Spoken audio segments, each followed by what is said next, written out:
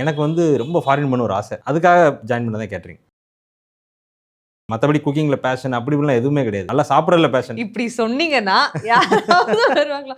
சொல்லணும் பேஷன் அப்படின்னு சொல்லணும். என்னைக்காவது ஒரு வந்து நமக்கு நிஜமாவே சமைக்க தெரியுமா அப்படிங்கிற டவுட் உங்களுக்குள்ள வந்திருக்கா? ஜாயின் பண்ண உடனே வந்துச்சு.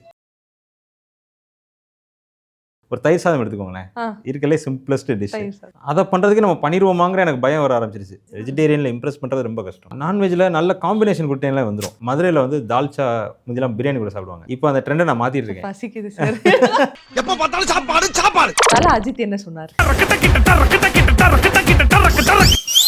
ஓப்பனாக சொல்லணும்னா, as a chef or any hotelier, உங்கள் ஹோட்டலுக்கு ஒரு செலிபிரிட்டி வராங்க அப்படின்னா நீங்கள் வந்து அவங்கள பார்த்தும் பார்க்காத மாதிரி தான் இருக்கணும். பட் சில டைம் வந்து நம்மளை ஒரு இதாகிருவோம்ல, எக்ஸைட் ஆகிட்டு போய் கேட்டுருவோம்ல, அந்த மாதிரி தான் நான் அஜித் சார்ட்ட கேட்டேன். ஆக்சுவலாக நல்ல டே அது அன்னைக்கு.